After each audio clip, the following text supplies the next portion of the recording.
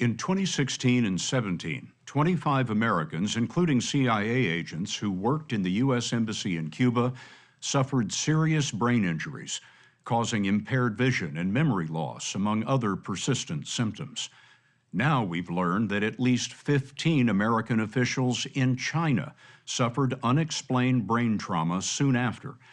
The FBI is now investigating whether these Americans were attacked by a mysterious weapon that leaves no trace. Over many months, we have been collecting evidence of what appears to be a hostile foreign government's plan to target Americans serving abroad and their families. For me, it was November of 2017 when I started to feel lightheaded a lot. I was getting more headaches. My wife was getting headaches too. Mark Lindsay is a State Department security officer who worked in the U.S. consulate in Guangzhou, China. He says that he and his wife began to suffer after hearing strange sounds in their apartment. Picture holding a marble. Then picture if you had like a 6 foot in diameter funnel, metal funnel, the sound that marble would make as it goes around, and then it progressively gets faster as it goes down towards the hole at the end. It's a sound like I've never heard before. Was this subtle? Like, did I hear that? No, it was actually somewhat loud. I heard it about 3 or 4 times, always in the same spot, always over my son's crib, and always right before we would go to bed. Lindsay wears prescribed glasses because sensitivity to light is among his persistent symptoms. The symptoms were progressively getting worse with me. My headaches were getting worse. The most concerning symptom for me was memory loss, especially short-term memory loss. Mark Lindsay believes he was targeted because of his work. He uses top-secret equipment to analyze electronic threats to diplomatic missions. There is no shadow of a doubt in my mind that this was a directed attack against my neighbor and I. His neighbor was Catherine Werner, who lived 1 floor up. She's a U.S. Commerce Department trade officer who promoted American business from the Guangzhou consulate. I woke up in the middle of the night, and I could feel this sound in my head. It was intense pressure on both of my temples. At the same time, I heard this low humming sound, and it was oscillating. And I remember looking around for where this sound was coming from because it was painful. When did you first notice that you weren't feeling well?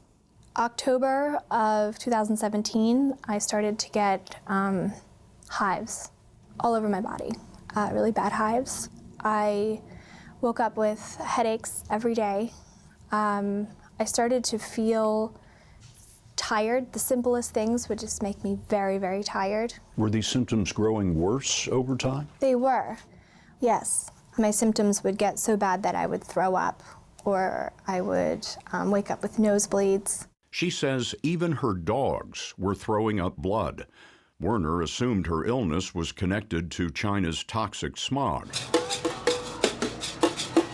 She didn't know it at the time, but her symptoms were the same that American officials in Havana had suffered since 2016. The U.S. Embassy there is all but closed as a result.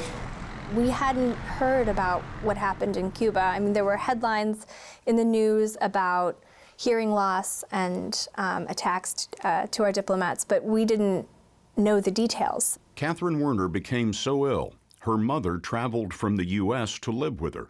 She spent almost 3 months with me. During that time, she also got very ill, and she and I shared the same symptoms. What sort of symptoms did your mother have? Headaches and ringing in our ears. We also started to both have difficulty recalling words. After reporting her experiences, Werner was medically evacuated to the U.S. for treatment. U.S. agencies are investigating, but Mark Lindsay has a theory. This was a directed standoff attack against my apartment. It was a weapon. Of course it was a weapon. An energy weapon. Absolutely. What sort of energy is this that we're talking about? I believe it's RF, radio frequency energy, in the microwave range. A clue that supports that theory was revealed by the National Security Agency in 2014. This NSA statement describes such a weapon as a high-powered microwave system weapon that may have the ability to weaken, intimidate, or kill an enemy over time without leaving evidence. The statement goes on to say, this weapon is designed to bathe the target's living quarters in microwaves. The NSA disclosed this in a workers' compensation case filed by former NSA employee Mike Beck. When you look back across your career, is there any incident that leads you to believe that it could be responsible for your Parkinson's disease? Yes. In the 1990s, Beck and an NSA co-worker were on assignment overseas. Years later, he says, they developed Parkinson's disease at the same time. In 1996, a colleague of mine, Chuck Bett, and I traveled to a hostile country and worked there for about a week. And I can't say where the hostile country, the identity of it. Because it's still classified. Yes. But it was not Cuba or China. You believe that you and Chuck Gabet were attacked with this microwave weapon? Yes. I had a pretty good working knowledge of the hostile country's intelligence services, what they do to people, what they have done, what their modus operandi is. Mike Beck says more intelligence has come in recently, which he shared in a classified briefing with congressional investigators. Mike, you can't discuss any of these details because they're all classified, but in your opinion, does the new information that you briefed the House and Senate Intelligence Committee staff on in any way relate to what happened in Cuba and China? It's relevant to the Cuba and China cases. No one has officially confirmed that what Beck says happened to him is related to at least 40 Americans injured in China and Cuba. While Beck suffers from Parkinson's, the recent patients are being treated for the same kind of symptoms that doctors would expect from a concussion. So follow my fingers. Dr. Tina Shetty is Mark Lindsay's neurologist. So Mark initially came to me reporting symptoms of headache, memory loss, sleep difficulties, emotionality, and irritability. And what did you make of that in the early days? I was very surprised. He did not have any history of any trauma or blow to his head, but he reported a constellation of neurologic symptoms which are characteristic of mild traumatic brain injury without any history of associated head trauma. I still notice it, but that has improved when I go Exactly how their brains were injured is the subject of a study at the University of Pennsylvania Center for Brain Injury and Repair. Still slightly wobbly. Dr. Shetty is not part of that study, And align your knees. but her patient, Mark Lindsay, is. And now put your hands on your hips. The presumption is that something happened which caused a functional brain injury of widespread brain networks because he has symptoms to reflect a multitude of brain networks. What Dr. Shetty describes mirrors the findings published so far by the University of Pennsylvania study. They have said that our symptoms are exactly what they saw in Cuba, and that we have the full suite of findings that they had there. Robin and Britta Garfield are among the 40 patients enrolled in the University of Pennsylvania study. Like Catherine Werner, Robin Garfield is a trade officer with the Commerce Department. He was posted with his wife and 2 young children in Shanghai. I don't know when the sound started. I do know that it was for months on end. I was sitting next to Robin, and something I felt like hit me from the left side, and at first it felt like an electric shock, and then it paralyzed me, so I was not able to move or speak. It hit you so hard you felt like you were in danger in the room. Yes. They say the children suffered blurred vision and loss of balance. Your daughter was literally falling down? Yes, she fell down multiple times that day. We went on a walk, and she just fell on her face. It was very abnormal. She never does that. And then a second time, she completely lost her balance and just fell to the side. Last spring, the Secretary of State, Mike Pompeo, confirmed the case of Catherine Werner. UPenn found her brain injuries matched the Cuba victims. We had an incident in Guangzhou that the medical indications are very similar and entirely consistent with the medical indications that have taken place to Americans working in Cuba. But for reasons that are unclear, the State Department is raising doubt about the other 14 China cases. The State Department's medical office sent Mark Lindsay this note that says, "We have reached the decision that your symptoms and findings do not correlate with the Havana cohort." They tried to deny it, they tried to cover it up, they tried to minimize it. Why would the State Department minimize this? Because it's China, because we have such a large trade relationship with them. You can push around Cuba. Their trade relations are minimal. With China, that's a different beast, right? State Department doctors told Robin Garfield his illness stems from a baseball injury 17 years ago, which does not explain his wife and children. It is a very complicated geopolitical relationship between the U.S. and China. So that, to me, feels like why this determination is being made. What does it mean for your benefits today that the State Department is refusing to call this an attack? It has significant impact on our life, our finances, my career as well, likely. I have not been afforded time for my rehabilitation. Being classified as pre-existing injury means that I don't have access to paid leave. It also means that after 1 year, my medical bills will not be covered currently. The China patients have the attention of at least one member of the Senate Foreign Relations Committee. Jean Shaheen wrote Secretary Pompeo, "The group from China is increasingly feeling isolated and left behind by the State Department." The State Department declined an interview, but in a statement to 60 Minutes, it said, "We will continue to provide our colleagues the care they need, regardless of their diagnosis or the location of their medical evacuation." A State Department official told us that the Cuba patients are victims of an attack, but state hasn't made the same determination for the China patients. The department has asked the National Academies of Science to assist in the medical investigation. The FBI is also investigating. Intelligence sources told us that in addition to Cuba and China, Russia is a suspect. But if microwaves were used, the technology is not rare. It could be more than one country is using it. U.S. intelligence is still debating what caused the injuries. You were in harm's way and you didn't know it. Exactly. I didn't know it, and I'm afraid that others may be in harm's way and may not know it.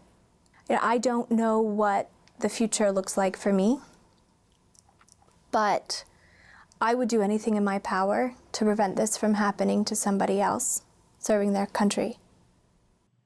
Americans are not the only ones who've been attacked. According to the Canadian government, 15 Canadians were injured in Cuba, including diplomats and their families.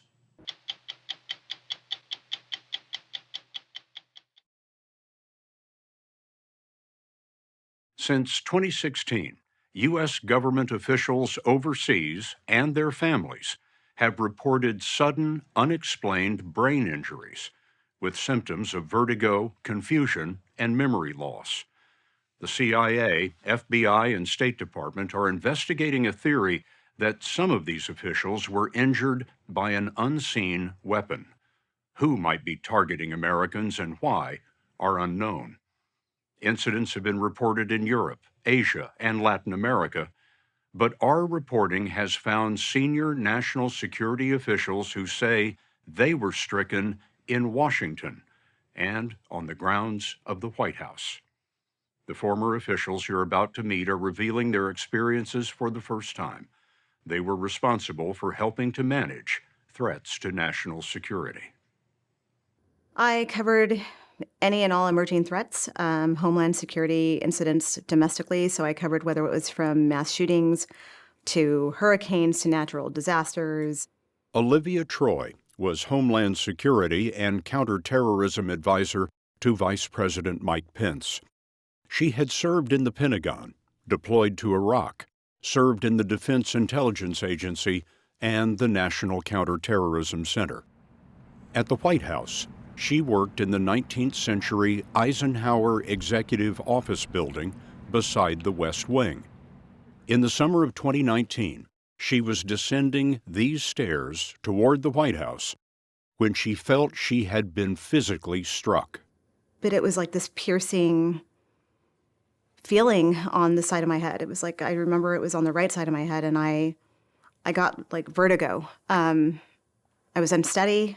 I felt nauseous. I was somewhat disoriented, and I remember thinking like, okay, if you don't fall down the stairs, like you've got to find your ground again and steady yourself. She steadied herself on a railing, but the piercing feeling continued as she passed by this entrance to the West Wing. It was almost like I couldn't really process. It was like a paralyzing panic attack. I've never had that. I've never felt anything like that. And so I thought to myself, do I have a brain tumor out of the blue? Is this what happened? Am I having a stroke? Olivia Troy was inside the security perimeter, headed to her car. She went down the steps, past the West Wing, and down the closed parking lot used by presidents called West Executive Avenue. Then she passed through the Secret Service gate and out to the staff parking in the Ellipse, south of the White House. Did you ever experience anything like this again? So not immediately, but I did again about a year later. It didn't happen on the steps. It happened a couple times walking to my car on the Ellipse. Tell me about those times. It was a similar sensation, but this time it was very much the feeling of vertigo and dizziness, and I felt like I couldn't really walk. There was it was like I had a depth perception issue where I couldn't figure out where the ground was. And I would start walking, and I felt like I was just going to fall right into the ground. Troy says she didn't report the episodes because she didn't want to believe she was seriously ill, and she worried what it would mean to her security clearance and career. After this interview, she reported for the first time. There is a human aspect of it, of shame, and do you really want to admit you're sick?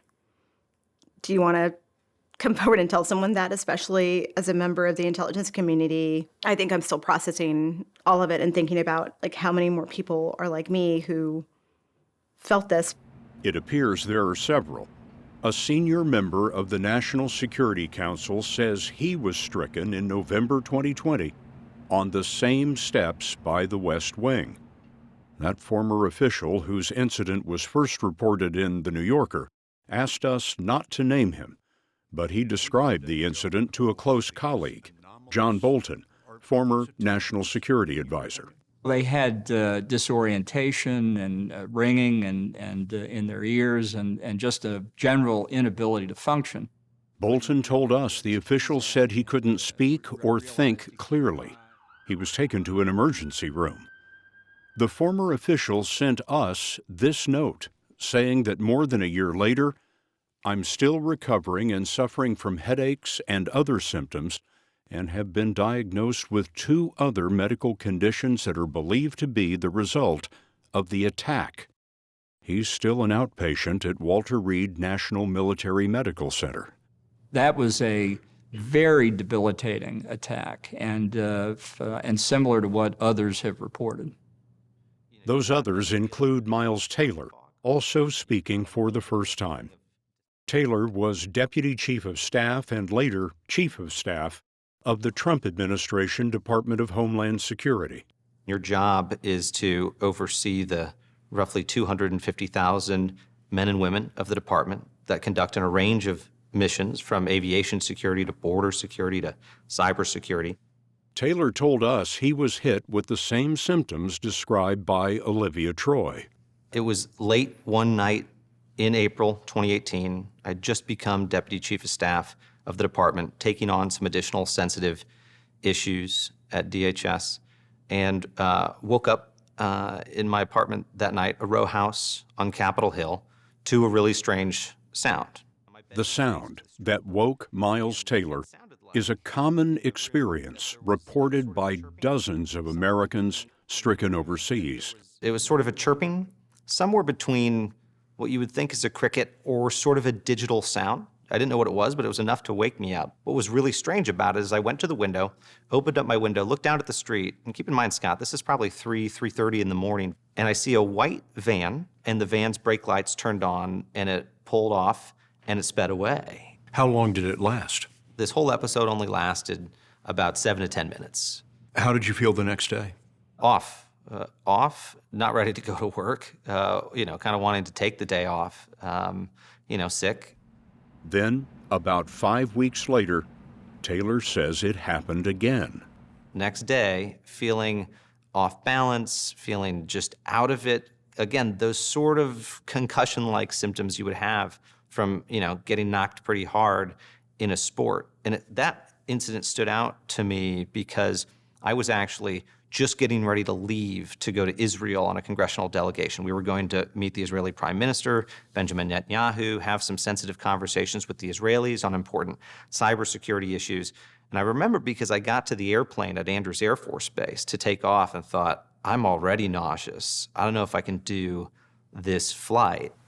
Both Miles Taylor and Olivia Troy became critics of the Trump administration, but they told us that has nothing to do with what they see as a potential threat to national security.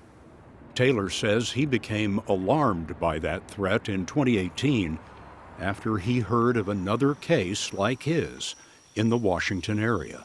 I became aware of a U.S. government official more senior than me who'd experienced similar episodes at their place of residence. Well, you say more senior than you. Are you talking about a cabinet-level secretary? This was an individual that, yes, was roughly at the cabinet level in the Trump administration who had had similar episodes occur. That, to me, as a Homeland Security professional, was a big blinking red light. I mean, to me, this said 5-alarm fire. We may have ongoing activity targeting U.S. government officials here in our country. Who was it? I can't say the individual, out of respect for their privacy. I'll leave it at that. But someone senior enough to say this is more than just a fluke. More than a fluke, a pattern across 2 administrations. Recent injuries among U.S. officials were reported in Vienna, Austria, ahead of a trip by the vice president to Vietnam, and in India during a visit by the director of the CIA. In 2019, during a visit by President Trump to London, 2 members of John Bolton's national security staff became ill in a hotel. And that it was on the floor where it was completely taken up with personnel from the White House and White House agencies struck me as being pretty good evidence of a deliberate attack. You believe it was an attack? I don't think there's any other hypothesis when you begin to look at the number and the pattern that we've experienced. Bolton says months later, one of those staff members hurt in London said she was overcome again walking her dog in the Washington area. We have found she is not the only one who says they were attacked abroad and later at home. You must have thought that when you were home in America that you were safe. I'll tell you, when I landed from China, I literally was kissing the ground. We met Robin Garfield in 2019. He's a Commerce Department official who told us that he, his wife, and 2 children were repeatedly hit in China. Your daughter was literally falling down? Yes, she fell down multiple times that day. They were evacuated and enrolled in a State Department treatment program at the University of Pennsylvania. Recently, Garfield told us his family was hit again during their year of treatment in Philadelphia. My wife catapulted out of bed and sprinted down the hallway to check the children without any word. And she came back and she told me that a extremely loud, painful sound had woken her up. So they moved to a hotel where Garfield says it happened again. And we woke up around, I believe, 2 a.m. With strange vibrations in our bodies and a sound. Which led Garfield to check on his children in another room. I saw an extremely eerie scene where both were thrashing in their beds, asleep, but both kicking and moving pretty aggressively. And I went over to my daughter and I put my head down next to her head, and I heard a very distinct sound just right there, sort of like water rushing. So I picked her up, took her in, put her with my wife, and came back, and I checked my son. Same sound, just right next to his head. So I picked him up, put him on my shoulder, walked over to my wife, and I said, "We're getting out of here." Garfield reported this to the FBI. Today, his family is posted abroad, where they continue to work to improve balance, eyesight, and memory.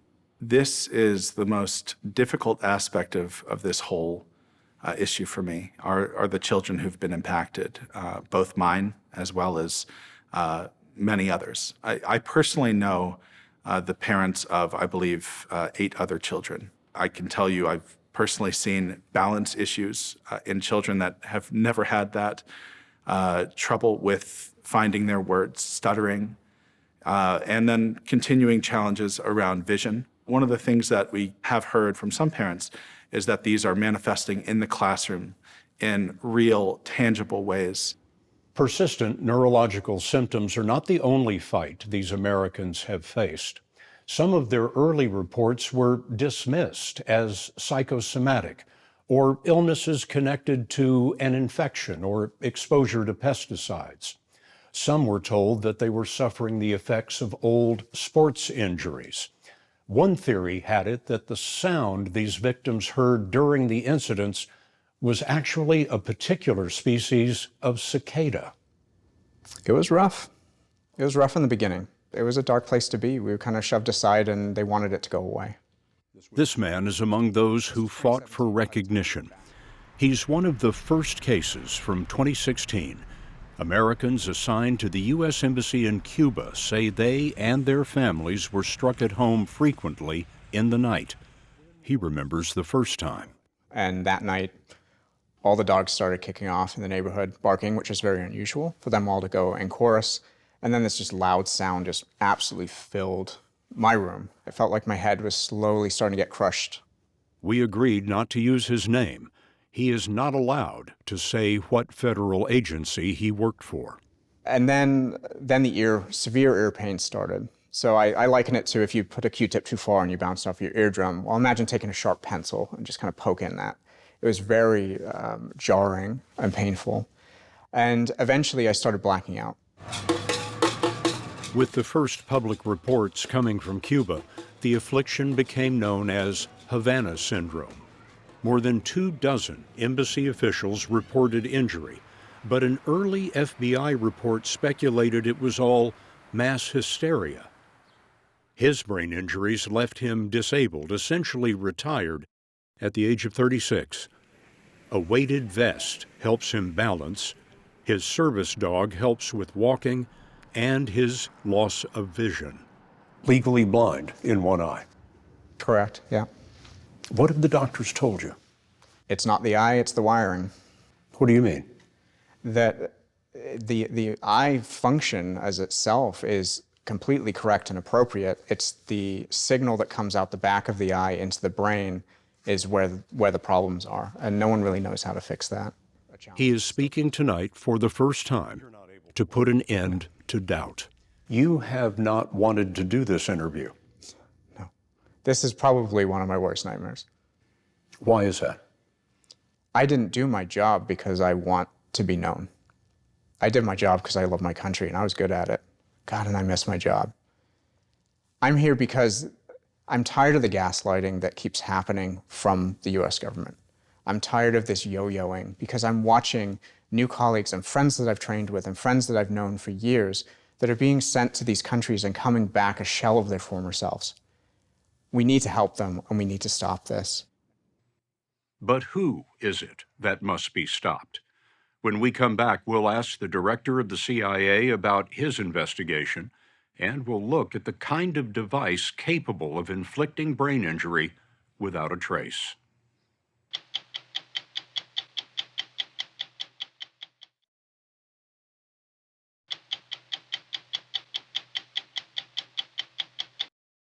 Brain injuries suffered by U.S. officials in Washington and abroad are the focus of an intense investigation. After starting with around 1,000 possible cases, a CIA task force has zeroed in on about 24 that cannot be explained. The task force, which includes the FBI, is led by a CIA officer who helped find Osama bin Laden. The new director of the CIA, William Burns, told us one thing is already clear. After early disbelief, these injured Americans can no longer be doubted. In my first week as director, I began what have become dozens and dozens of meetings with affected officers and family members, and I've found their stories to be powerful and compelling and sometimes heartbreaking. Bill Burns had heard those stories from CIA officers who reported injuries since 2016. But this past fall, while on an official visit to India, a member of his staff was stricken in their hotel. Later, Burns personally escorted that staff member to medical evaluations.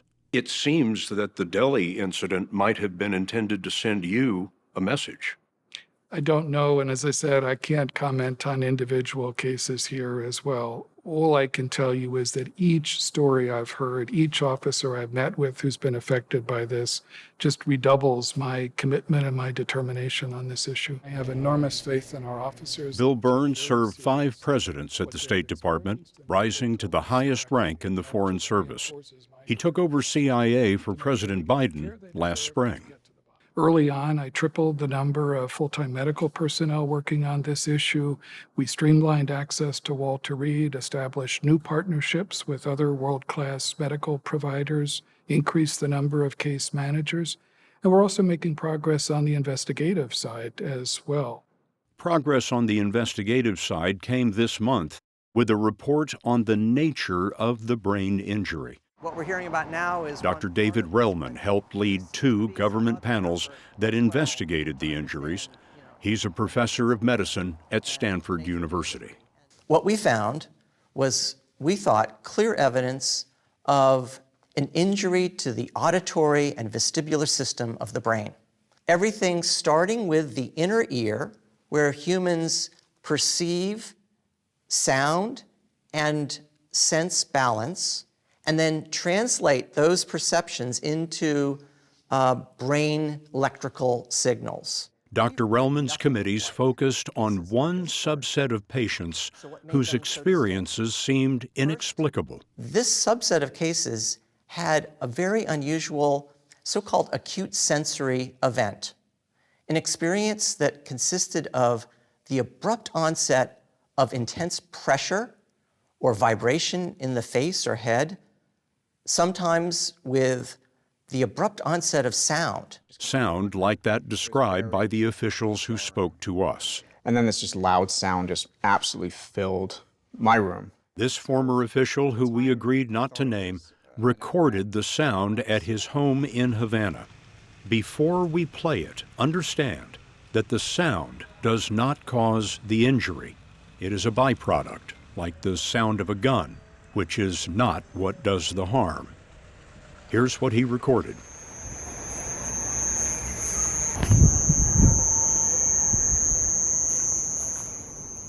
The injured officials we spoke with said the sound, or a feeling of pressure, came from one direction and focused in one location. It was a continuous sound, and one that only changed based on my location. They left, it dissipated. They returned, it recurred. That to us was something that we had never heard of, we could not explain by known medical or environmental conditions, and to us deserved our special attention in an effort to understand what might be the plausible mechanism. That mechanism, Dr. Relman's committees concluded, was most likely pulsed electromagnetic energy. In other words, a focused beam of microwaves fired from a distance. I think the best explanation, most plausible, is that it's a high-power microwave weapon. James Benford is a physicist and leading authority on microwaves. He was not part of the government studies, but he co-wrote the book on microwave transmission. These are portable microwave transmitters of the kind that could damage the tissues of the brain. There are many kinds, and they can go anywhere in size from a suitcase all the way up to a large tractor-trailer unit. And the bigger the device, the longer the range. This would be able to transmit its microwave energy through the wall of a van, the wall of a home, something like that? Fans have windows. Microwaves go through glass. They go through brick. They go through practically everything. The technology, Benford told us, has been studied more than 50 years. It's been developed widely in perhaps a dozen countries. The primary countries are the United States, Russia, and China. The implications of a mechanism like that suggest something different about the world now, involving the loss of norms. Humans were affected in a serious fashion, and for that very reason alone, we have to understand this better. The investigation is also trying to understand who could be behind this and their motive. Microwaves can be a tool for spies. Some devices are capable of collecting data remotely from phones and computers. Whatever is causing the brain injuries, a CIA interim report last month said there is no evidence of a massive global campaign to attack Americans. The interim CIA report last month said, "We assess it unlikely that a foreign actor, including Russia, is conducting a sustained worldwide campaign harming U.S. personnel with a weapon or a mechanism." Do you mean to say that no one was harmed by a hostile actor? Not at all. The intelligence community assesses now that there's not a single cause that it would explain the more than 1,000 incidents that have been reported since Havana in 2016. We've also not yet been able to link a foreign state actor or an external device or mechanism to any of those cases. This is the world's preeminent intelligence agency. Why is this so hard to figure out? It's a very complicated issue, dealing with a whole range of incidents which have, different kinds of explanations for them as well. It's a very charged issue emotionally as well. I understand that very clearly. And that's what, makes me even more determined, not only to ensure people get the care that they deserve, but also that we get to the bottom of this. Former National Security Advisor John Bolton fears there is a threat to the highest levels of government, given the two national security officials who say they were overcome on West Executive Avenue by the West Wing inside the White House gates. If we were at war and an adversary could disable the president and his top advisors or commanders in the field, it could render us extraordinarily vulnerable. We don't know that that's the threat we're facing, but I would much rather focus on finding out the answer now rather than finding out later when it may be too late. Former Homeland Security Chief of Staff Miles Taylor says he believes he was targeted in two mysterious incidents at his Washington home. Someone is trying to send us a message that they can strike blows against us, and we can't strike back.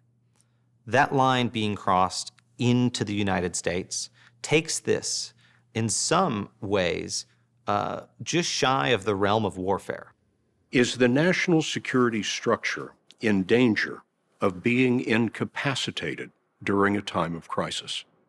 No, I don't think that's the case. But if people are being overcome on West Executive Avenue, is that an indication that the White House and its grounds are no longer safe? No, I don't believe that's the case. What it is an indication of is that we need to take each of these reported incidents very seriously, and as a government, and this is a government-wide effort, to pour the very best resources we have into this. What line is crossed if a hostile actor is doing this in Washington, D.C.? Oh, that would be a pretty profound line to be crossed if, in fact, that were the case, if we were ever able to develop concrete evidence that that were the case. But we do not have evidence of that at this point. You understand how frustrating your comments must be to some of these people who believe they know exactly what happened to them, on what day and at what time, and what happened to their children.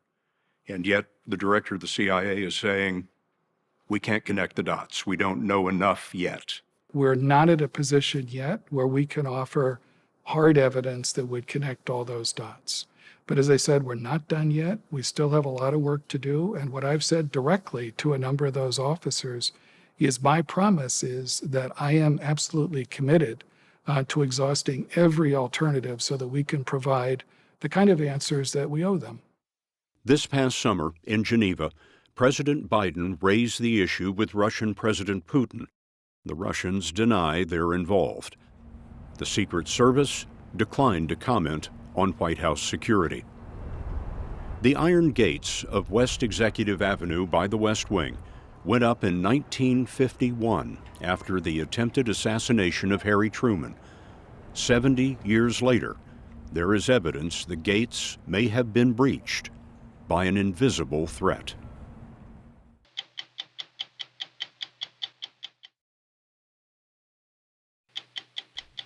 "60 Minutes Overtime." The story this week is one that we've been working on for years now, and it has to do with strange neurological symptoms that U.S. officials and their family members have been suffering overseas since about 2016, the first cases being reported among U.S. diplomats and officials in Havana, Cuba. Loud sound just absolutely filled my room. It felt like my head was slowly starting to get crushed. And then severe ear pain started. I liken it to if you put a Q-tip too far and you bounce off your eardrum. Well, imagine taking a sharp pencil and just kind of poking that. It was very jarring and painful. And eventually I started blacking out. One theory is that these officials have been hit with some kind of a microwave device, perhaps even a weapon, that was designed to incapacitate them. Follow my fingers. In our original reporting in 2019, we found that there were also people who believed that they had been injured in China. Mark Lindsay was a U.S. official in Guangzhou, China. It's a sound like I've never heard before. Was this subtle? Like, did I hear that? No, it was actually somewhat loud. I heard it about 3 or 4 times, always in the same spot, always over my son's crib and always right before we would go to bed. Almost all of these diplomats and intelligence officers told us that they were attacked in the homes that they were living in while overseas. And so it involved their spouse, it involved their children. And some of what they have told us about what happened to their children is particularly disturbing. My daughter, who's very athletic, went for a run. She lost all of her right side eyesight. She couldn't see anything to her right. And she's asking me if she's going blind. These events were happening not just to U.S. officials, but also Canadian officials at the Canadian Embassy in Havana, Cuba. We spoke to several of them. They didn't want to be identified because they were concerned that they didn't know who or what had done this to them, and they didn't want to make themselves targets again. Something woke me up, but it was 10 after 3. I looked at the clock and I heard this noise, and it was loud, metallic, screeching noise. And at the end of it, it died out. It went, and as soon as it went below where I could hear it, I just thought I was going to throw up. My daughter woke up in the middle of the night, gushing blood. Not once, not twice, but 3 times. From her nose? From her nose. There was a whole trail of blood between her bed and the actual bathroom. Her hands were filled up. She went back to bed. Happened a second time and a third time. And I mean soaked in blood. One of the problems that the Canadians and American officials had back in 2016, 2017, when this was just beginning to happen, was that people in Washington and in the Canadians' case, Ottawa, were just not taking them seriously. My oldest son had massive nosebleeds that came out of nowhere. My youngest son was passing out for no reason. I contacted the embassy to arrange to have them flown straight to Ottawa, and they denied that request. They said if they can get a If there's any chance they can get a concussion in Canada, the same chance they can get a concussion in Cuba. So that was the first real kick in the gut for me that they weren't going to take care of us. My son was younger and therefore a little bit more oblivious to his symptoms. And he'd tell me, "Mom, you mean it's not normal that when I go in the play yard, everything spins? Everybody doesn't have that?" You know, it's one thing if some foreign government didn't like what I was doing for a job, but to hit my entire house and affect my wife and kids, that's just not right. Robin Garfield is an official with the U.S. Commerce Department. He was stationed in China with his wife and his 2 children. They told us that they were attacked in their homes with severe impacts that caused them to be medically evacuated back to the United States and then were attacked again after they returned to the United States. You believe that someone in the room above you was using some kind of a weapon to attack your family in the hotel room below? I do. And that they specifically targeted your children in their beds? Yes, I do. If these are actual attacks, the cases of the children being wounded is an indication of just how callous this is about people who are being attacked in their residences, in their homes abroad, and there seems to be no concern about the indiscriminate nature of this, that spouses are being injured, that little children are being injured. This is the most difficult aspect of this whole issue for me, are the children who've been impacted, both mine as well as many others. I personally know the parents of, I believe, 8 other children. I can tell you I've personally seen balance issues in children that have never had that, trouble with finding their words, stuttering, and then continuing challenges around vision. Our children are the forgotten victims of the Havana syndrome. Their illness is real, and we don't want this to be what they're associated with for the rest of their lives.